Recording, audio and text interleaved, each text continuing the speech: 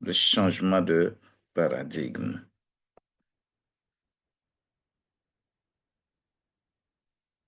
Pourquoi changement de paradigme?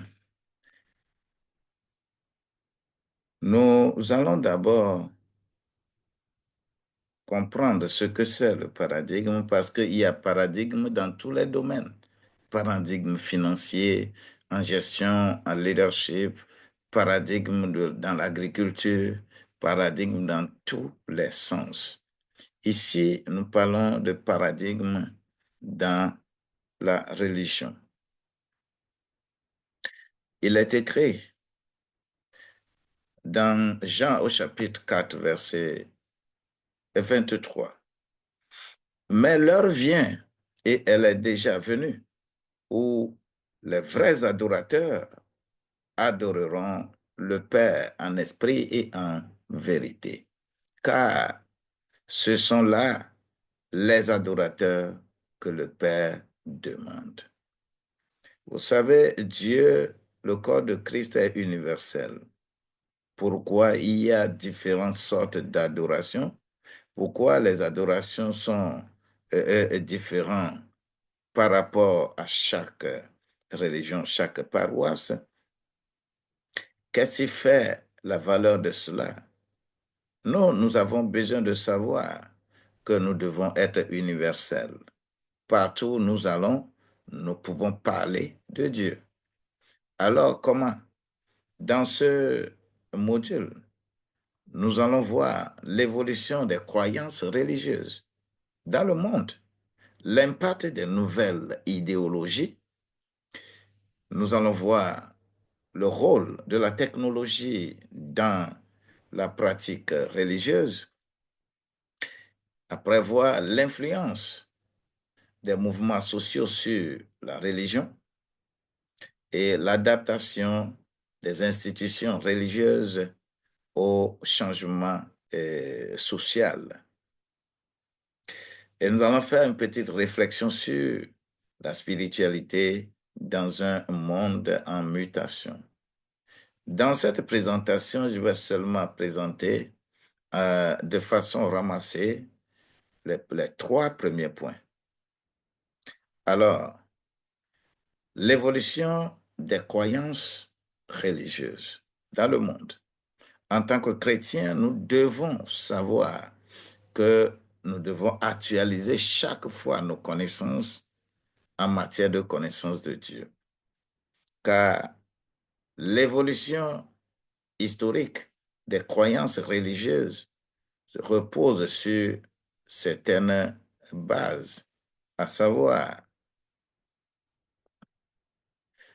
la préhistoire et les premières croyances. Comment ça avait commencé chez toi, dans ton village, dans ta maison, il y a une manière d'adorer. Nous allons parler des grandes religions du monde. Je pense que vous pouvez en faire un répertoire. Nous allons parler de l'influence contemporaine des religions.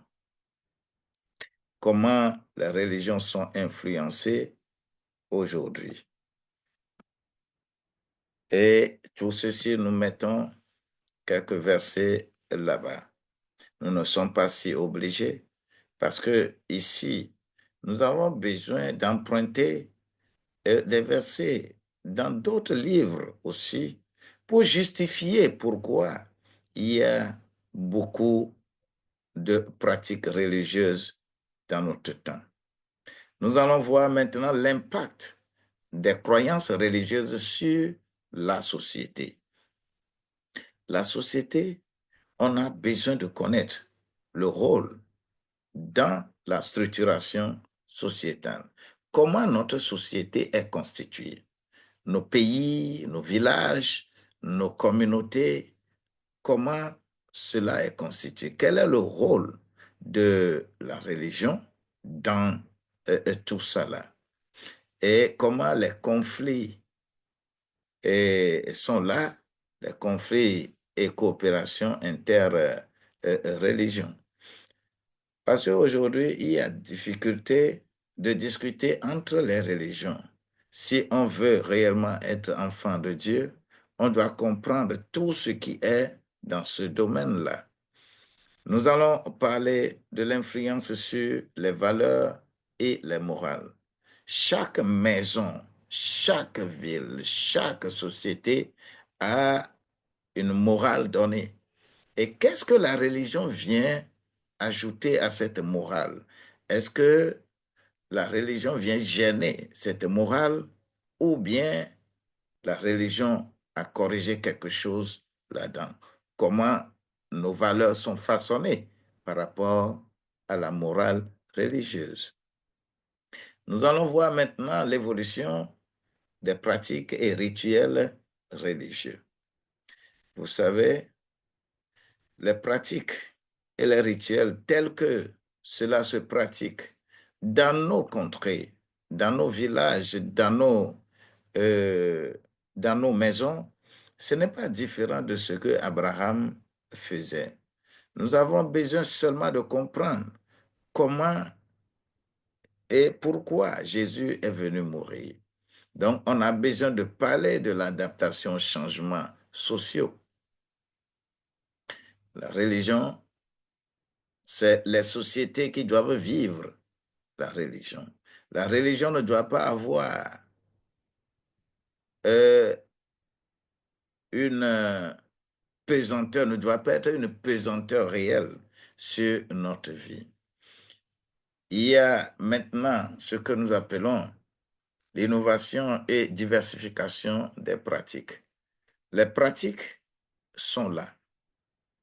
Comment nous adorions Dieu dans les années 70, par exemple, et comment ça se fait aujourd'hui, et quels sont les lieux, rôles des lieux de culte et des rassemblements.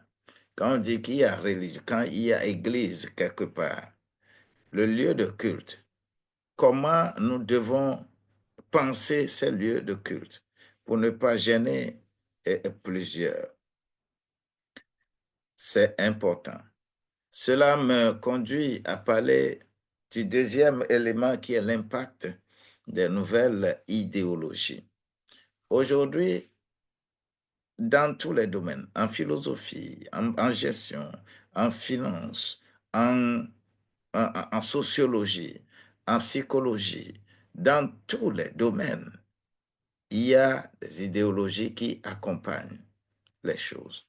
Alors, il y a alors ce que nous appelons les changements de perspective. Dans ce premier élément, qui est changement de perspective, il y a l'évolution des croyances. Les croyances ont évolué. Qu'est-ce que l'idéologie? Quand prenons le capitalisme, le socialisme, quand on prend une dictature, quand on prend un népotisme, quand on prend... bon, il y a plein d'idéologies qu'on peut appliquer. Quand on prend toutes ces choses-là, quel serait l'effet de cela sur la religion et vice-versa?